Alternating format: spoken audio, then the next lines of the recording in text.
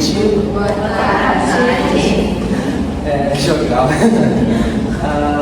Então, hoje o PET promove sobre os fármacos de hiposalivação, impacto na saúde oral e tratamento. Essa apresentação da Prof. Mirna. E obrigado por todo mundo estar aqui. Vou dar início à apresentação, então. A apresentação vai ser dada da seguinte forma. Primeiro a gente vai falar sobre a hiposalivação, o conceito dela, depois sobre as glândulas salivares, o impacto na saúde oral, os fármacos que induzem a hiposalivação e o tratamento que a gente pode adotar. Então vamos lá. É muito importante a gente diferenciar a hiposalivação da xerostomia, porque a xerostomia é a sensação de boca seca e a hiposalivação é caracterizada pela redução do fluxo salivar. A causa da hiposalivação, as causas da hiposalivação principalmente são as doenças sistêmicas, a síndrome de Sjögren, que é uma doença autoimune, pessoas que fazem tratamento oncológico e os medicamentos anticolinérgicos, que são o que a gente vai abordar nesse promove. O diagnóstico da hiposalivação é muito importante porque a saliva ela tem um papel fundamental para a saúde oral e para a saúde geral. Então, é muito importante que a gente faça esse diagnóstico, e esse diagnóstico é feito pela celometria. A gente pode fazer de duas formas. O método de celometria em repouso e estimulada. Em repouso, a gente vai deixar o paciente, vai dar um potinho para o paciente vai deixar a saliva escorrendo por cerca de 5 minutos e após esses 5 minutos a gente vai medir a quantidade de saliva e se tiver dentro de 0,25 ml a 35 ml é considerado normal. Se tiver inferior a 1 ml por minuto, é considerado hiposalivação. E na estimulada a gente vai dar uma goma de mascar para o paciente, uma goma de mascar sem açúcar, e ele vai mascar durante 5 minutos e depois a gente vai ver a quantidade de saliva que esse paciente produziu.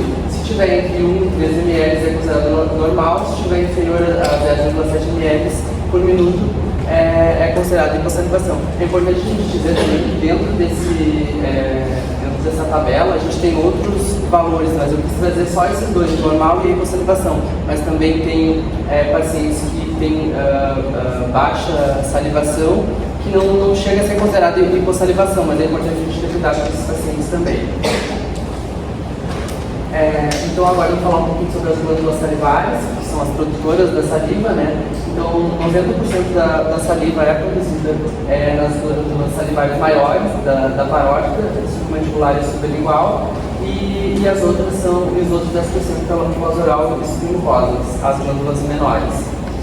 A saliva é composta 99% por água e 1% por compostos orgânicos e inorgânicos, e esses compostos eles são muito importantes. A gente vai ter diversas enzimas e proteínas na saliva e também cálcio, fosfato, carbonato, flúor e outros íons.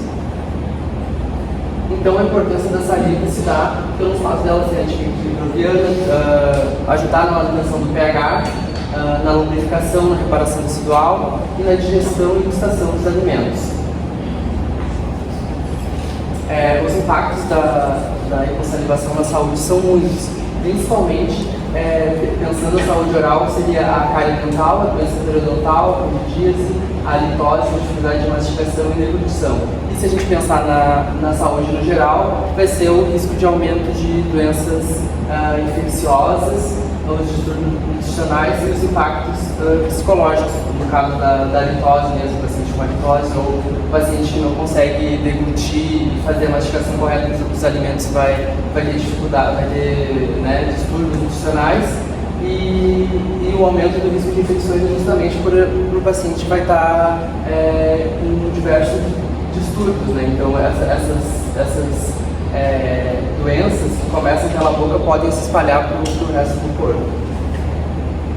Então agora a gente vai falar sobre os fármacos indutores da hiposalivação, porque a ideia desse PET promove, eu já queria falar sobre farmacologia. E aí a gente teve uma palestra com a professora Débora Heller, acho que foi, né? Débora Heller é o nome dela. E ela falou sobre a quantidade de medicamentos que causam a hiposalivação, que isso era muito preocupante. E aí a gente foi pesquisar sobre isso e a gente chegou nesses medicamentos. É importante também falar que eu vou trazer aqui diversos medicamentos que têm esses fármacos que causam a hipossalivação, mas que a gente não está recebendo nada por mostrar essas marcas e tal. A gente tentou mesclar, pegar várias marcas de medicamentos, né, para não ter esse problema. Então, basicamente, os medicamentos que causam a hipossalivação são os medicamentos anticolinérgicos. Então, eles inibem a ação da acetilcolina, que é um neurotransmissor muito importante, e esse neurotransmissor, quando ele é inibido, ele diminui a estimulação das glândulas salivares. E aí, como exemplo, a gente trouxe aqui o Buscopan, que é muito utilizado.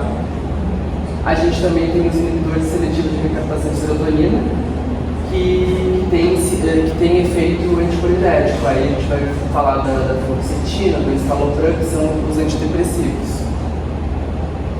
A gente também tem o Rivotril, que é bastante usado, que ele também suprime a atividade do sistema nervoso central e modula negativamente os reflexos autônomos.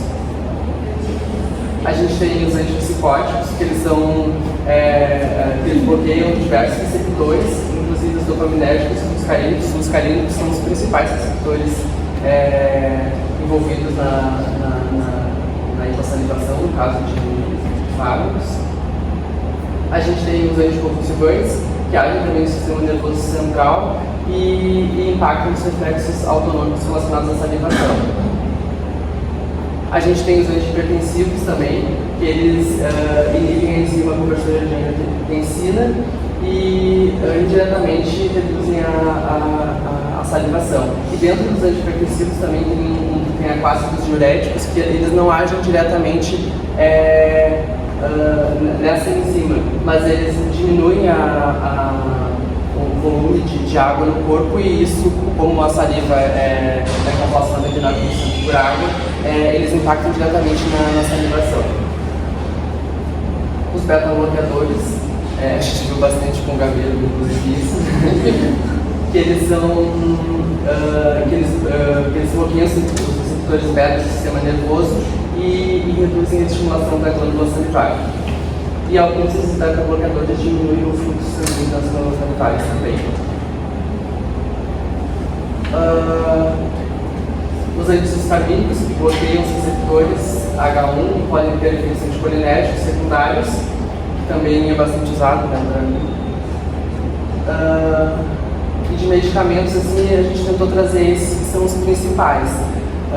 É importante também a gente falar, que eu não trouxe no início, mas eu quero trazer agora, que muitos desses medicamentos são de uso contínuo. Então a gente tem que ter muito cuidado com pacientes mais idosos.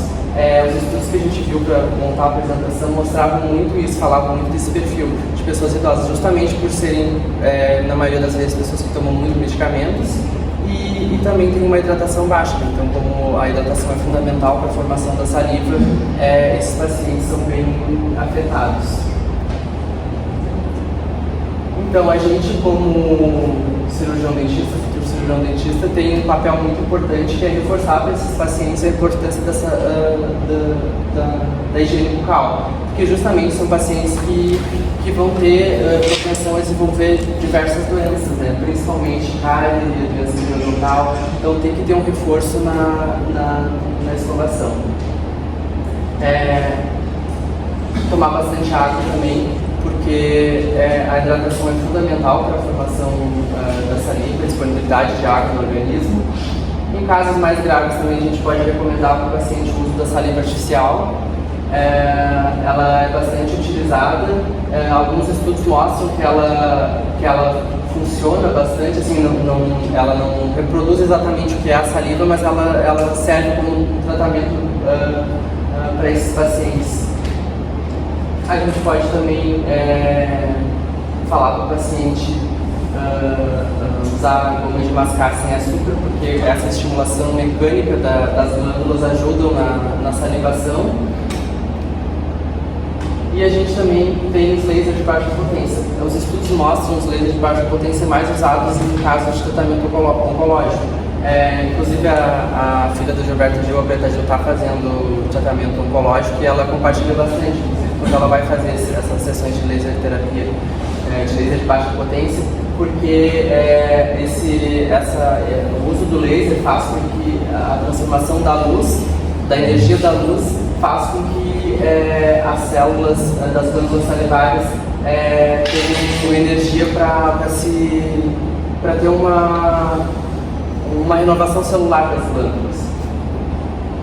Então, nas considerações finais, eu acho que é importante a gente, enquanto dentista, reforçar isso para o paciente, da importância da gente monitorar a saúde oral, de dar instrução de higiene, de mostrar também que pacientes que têm essa condição precisam ter um cuidado a mais, e também pensar esse tratamento multiprofissional, assim, né? Porque às vezes o paciente vai no médico, toma diversos medicamentos e o médico não sabe que esses medicamentos, ou não avalia isso na hora de prescrever um medicamento, que esse medicamento vai causar hipossalivação e que isso é muito prejudicial ao paciente.